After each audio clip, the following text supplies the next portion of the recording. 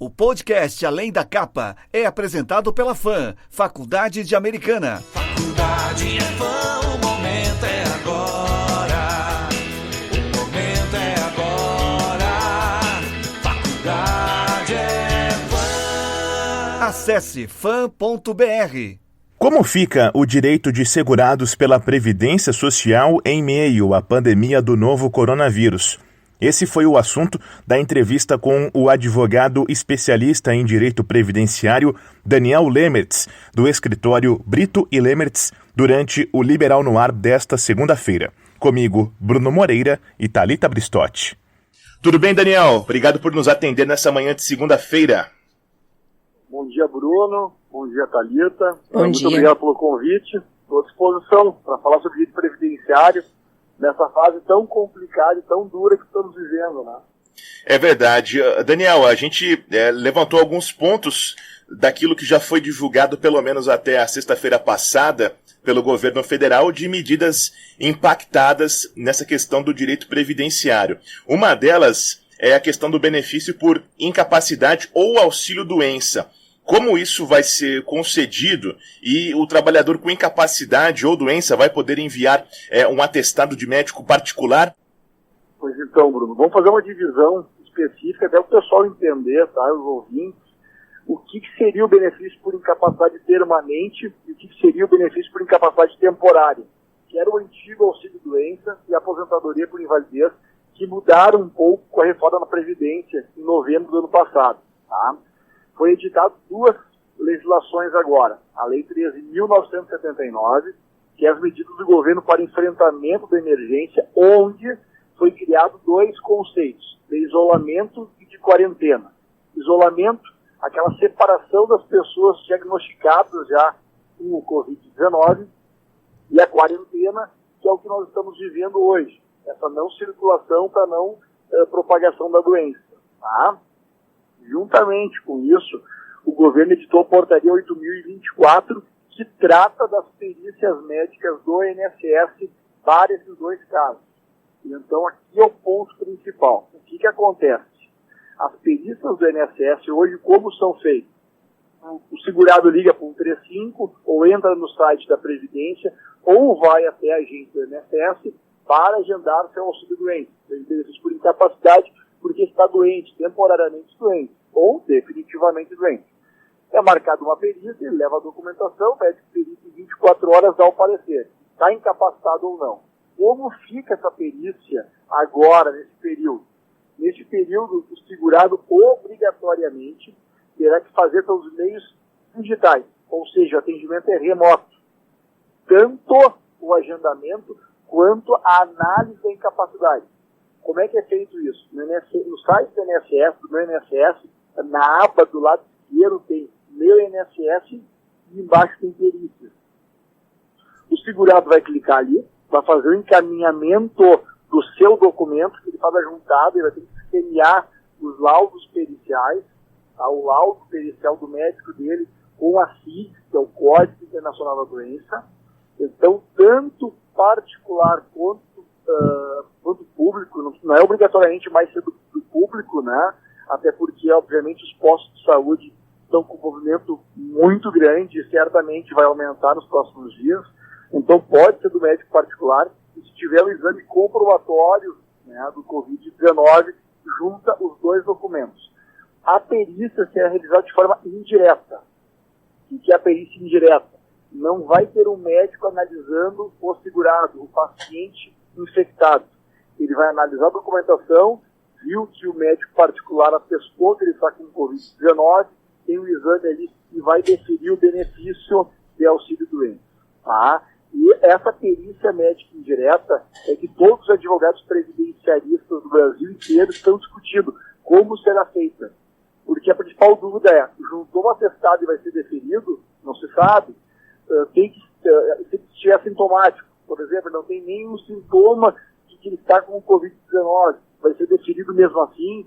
Nós entendemos, e eu particularmente, entendo que basta estar com o coronavírus. Por quê? Se ele estiver em isolamento, ele está sendo segregado obrigatório.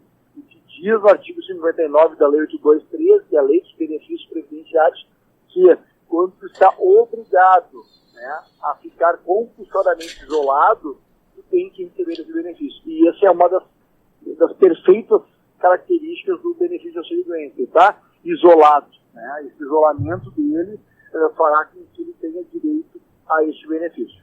E, obviamente, se disso decorrer uma gravidade na situação de saúde dele, e ele eventualmente tiver alguma sequela definitiva e permanente, esse benefício de auxílio-doença, né, de benefício por incapacidade temporária, será convertido em aposentadoria por invalidez, sem data de alta, sem prazo de alta, um benefício que será levado por muitos e muitos anos, né? Porque a gente tem que lembrar que benefício por incapacidade, hoje, definitiva, aposentadoria por invalidez, ela não é simplesmente definitiva para sempre. A qualquer momento, o INSS, assim como os regimes próprios de previdência que os municípios têm, eles podem ser a qualquer momento rediscutidos, chamado ou segurado para a nova PI.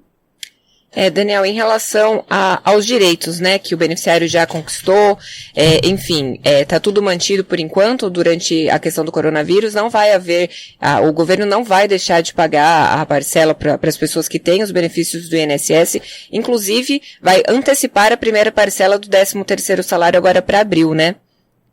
Perfeito, perfeito. Na verdade, o que acontece? Todos os direitos existentes antes, tá, da publicação das duas, da portaria e da legislação, permanecem iguais.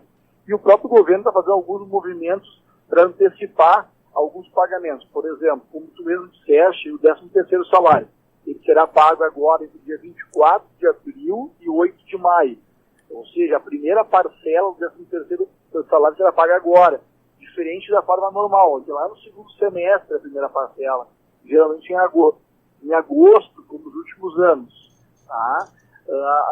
Alguns requisitos que o governo fez também para a questão do recebimento de 2 salários. Pessoas com renda até 2 salários mínimos receberão equivalente a 25% do seguro-desemprego. Por que isso? Para as pessoas, para os trabalhadores que têm uma redução no salário, redução na jornada de trabalho em função do coronavírus, que daí remete novamente, né, à questão do conceito de isolamento e quarentena. Então, as pessoas em isolamento ou em quarentena, que tiverem redução do salário e redução da jornada de trabalho em função do coronavírus e que recebem até os 2 salários mínimos, receberão 25%.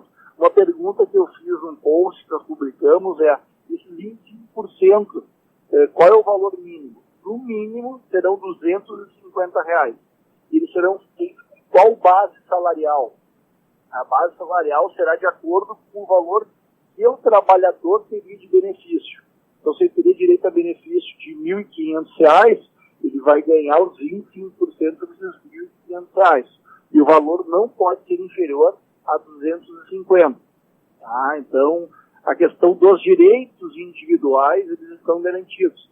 Além desses outros pontos que o governo, dentro das 2 portarias e da legislação, anunciou de que vai continuar mantendo. É um exemplo prático que todo mundo tem colocado, a questão da prova de vida. A prova de vida hoje é realizada por todos os segurados, independente do tipo de benefício, se é aposentadoria por tempo de contribuição, aposentadoria por idade ou eventual benefício por incapacidade, há mais tempo. Então, essa prova de vida que os segurados têm que fazer hoje está suspenso pelos próximos 120 dias. Então, ele não tem que ir até a agência do INSS de jeito algum. Por quê? Porque todos os outros encaminhamentos que podem ser feitos por meio remoto, pelo site do INSS, inss.gov.br, ou pelo telefone 135. Então, hoje o INSS já está informatizado. É muito mais fácil fazer esse encaminhamento eletrônico do que pessoal na própria agência, ou posto. Nós estamos falando sobre direito previdenciário em meio a essa crise provocada pela pandemia do novo coronavírus com o advogado Daniel Lemertz. Daniel, como fica a inscrição de novos beneficiários no benefício de prestação continuada, o BPC? Também. Sobre o BPC, é bom sempre fazer uma explicação do que é o BPC. O BPC, então, é um benefício de prestação continuada. Ele tem 2 possibilidades de deferimento. o deferimento inicial da pessoa com deficiência. E o segundo a possibilidade seria o encaminhamento para pessoas com idade superior a 65 anos. Aliado a isso, as pessoas do grupo familiar não podem receber 1/4 do salário mínimo per capita. Então, esses dois requisitos, 1/4 do salário mínimo per capita, mais deficiência ou idade superior a 65 anos. Tem acontecido uma certa mistura de conceitos quando se fala em BPC ou coronavírus. Por quê? Porque o BPC somente se encaminha o BPC para aquela pessoa que não tem a qualidade de segurado. Eu não tenho como explicar muito o que é a qualidade de segurado, mas a qualidade de segurado seria ter todos os requisitos para ganhar no benefício do INSS. Tá? Exemplo, eu tenho que estar há mais de 12 meses pagando o INSS, contribuindo de carteira de trabalho ou como individual para ganhar o auxílio-doença. O BPC não precisa disso. Então é um benefício mais simples de ser deferido, porém sem 13º salário, por exemplo. Mas tem que cumprir esses requisitos. O governo está propondo fazer esse encaminhamento de forma mais simples.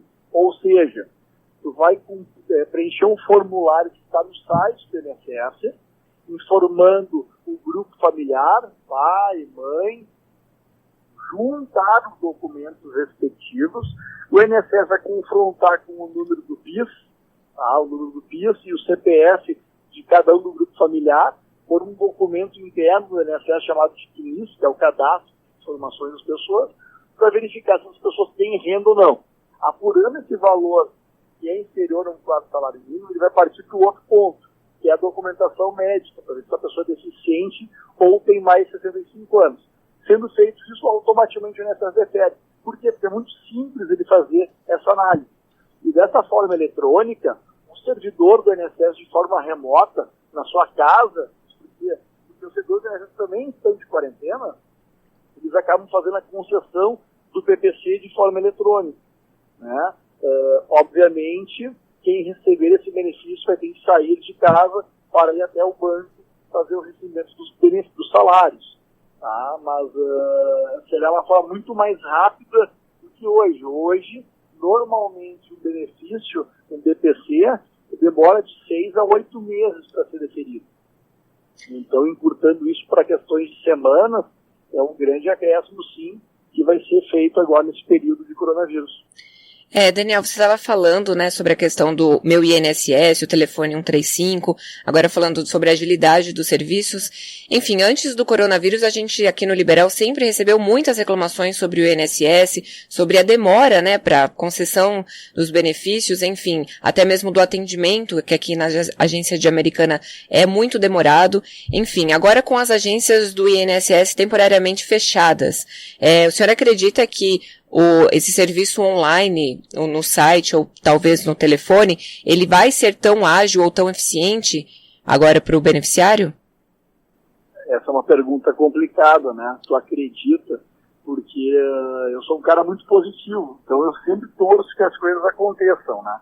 E nesse período tão delicado que nós estamos passando, que nós vamos passar ainda, eu tenho fé que vai dar certo. Por quê? Porque se nós passamos com o INSS nesses últimos meses, foi uma coisa catastrófica. Nós temos no escritório hoje, eu tenho especialização em direito previdenciário, tanto em regime geral, que é o INSS, quanto em regime próprio, que é o INSS de servidores. E o que o segurado do INSS, em regime geral, passou nesses últimos 6 meses, é algo que nós podemos ficar 4, 5 horas conversando, né? Tanto que o sistema do INSS não está adaptado para concessões de benefícios como aposentadoria por tempo de contribuição depois do dia 13 de novembro de 2019, que foi quando entrou a emenda constitucional 103. Então, até hoje, o sistema do INSS não está pronto. Então, quem implementou os requisitos depois do dia 13 de novembro permanece na fila, aguardando. Então, quando me pergunta se eu acredito que vai ter um resultado satisfatório esse movimento do governo, eu te digo, eu torço muito que sim, mas não teria como dar essa garantia com certeza, né, absoluta, de que vai efetivamente ser realizado pelo INSS, por essa demonstração que nós estamos vivendo esses últimos meses. Então, como eles farão isso? Assim que as pessoas começarem a ficar em isolamento, o diagnóstico do Covid-19, vai ter uma enxurrada de pedidos administrativos. Vai ter uma enxurrada, por quê? Porque, obviamente, o empregador não vai deixar o trabalhador retornar ao emprego e contaminar os colegas. Vai ter essa segregação dele, vai ter esse isolamento. Esse isolamento vai ser muito maior do que os simples 14 dias. Porque quando é o diagnóstico, ele já está afastado do trabalho, vai ficar no mínimo 30, 40 dias afastado. Como o INSS vai proceder para trabalhar, para conceder esse benefício com agilidade, que vai ter inteiro, que vai ter uma família sem receber salário, que às vezes é o gestor familiar. Olha, sinceramente, eu torço muito que dê certo, torço mesmo, mas não tenho convicção de que vai ser tão efetivo assim quanto a portaria nos transmite. Muito bem, Daniel, essa é uma pauta extensa, né? A gente trouxe aqui os principais pontos do que foi divulgado até agora pelas autoridades em relação ao direito de segurados em todo o país. Mas quem sabe a gente volta a trazer esclarecer mais dúvidas em breve, porque, como eu mencionei, a pauta é extensa e envolve muitas peculiaridades de acordo com a característica de cada beneficiado, mas como você passou aí em alguns pontos, os serviços online do INSS também ajudam a responder algumas questões, né? Obrigado pela atenção com a gente, um bom dia, Daniel. Muito obrigado pelo convite, Bruno, Thalita, estou à disposição, né? É um assunto que eu sou apaixonado, que é previdenciário. Então, sempre que tiverem uma dúvida, fiquem à vontade, estarei aqui. Um abraço para todo mundo, força, e vamos passar por isso juntos. Até mais. Obrigado, Daniel Lemertz, que é advogado especialista em direito previdenciário e conversou com a gente ao vivo aqui no Liberal no Ar.